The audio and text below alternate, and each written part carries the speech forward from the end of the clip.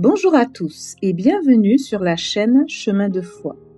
Aujourd'hui, nous allons découvrir un message d'espérance tiré du chapitre Combler le fossé du livre Comment Dieu peut et veut restaurer votre mariage d'Erin Thiel.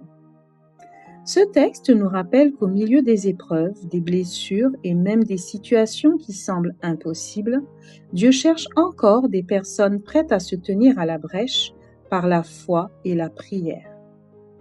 J'ai cherché parmi eux un homme qui puisse rebâtir la muraille et se tenir à la brèche devant moi pour le pays. L'image est puissante. Imaginez une ville protégée par une muraille. Si une brèche apparaît, l'ennemi peut entrer. Spirituellement, nos vies connaissent aussi des brèches. Une blessure, une trahison, une séparation, une crise familiale, une période de découragement. Face à ces situations, beaucoup abandonnent ou se résignent.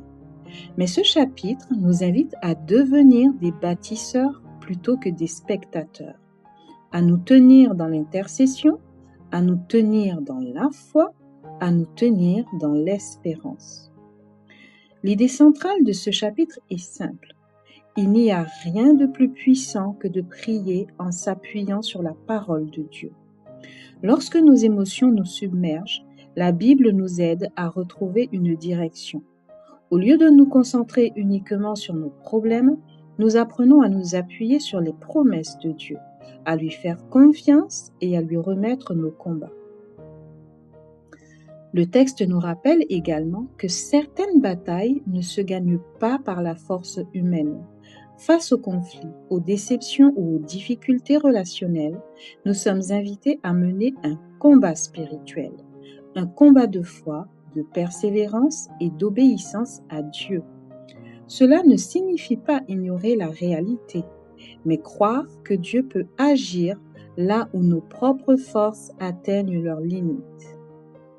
L'un des thèmes les plus forts de ce chapitre est l'espérance. Même lorsque rien ne semble changer, nous sommes encouragés à continuer d'espérer, à persévérer dans la prière et à croire que Dieu agit, même lorsque nous ne voyons pas encore les résultats. Comme le dit la Bible, ceux qui espèrent en l'Éternel renouvellent leurs forces. Le message de ce chapitre est un encouragement à ne pas abandonner. Dieu voit nos larmes, entend nos prières et nous invite à lui faire confiance.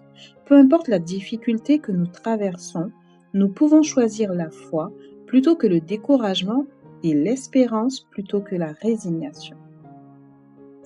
Car souvent, la restauration commence lorsqu'une personne décide simplement de rester fidèle dans la prière. Merci d'avoir écouté cet épisode. Si ce message vous a encouragé, n'hésitez pas à aimer cette vidéo, à la partager à quelqu'un qui en a besoin et à vous abonner à la chaîne pour découvrir d'autres contenus inspirants autour de la foi, de la guérison intérieure et de l'espérance. Dites-moi également dans les commentaires quelle parole ou quelle promesse biblique vous aide à tenir dans les moments difficiles. Cette série de la restauration de notre relation avec le Seigneur touche à sa fin. Je vous invite à vous procurer le livre sur notre boutique en ligne et à suivre nos cours gratuits sur notre site Hope at Last. Puis, pour un suivi personnalisé gratuit, merci de nous contacter en complétant le questionnaire d'évaluation. Prenez soin de vous et à très bientôt pour la prochaine étape du parcours de restauration.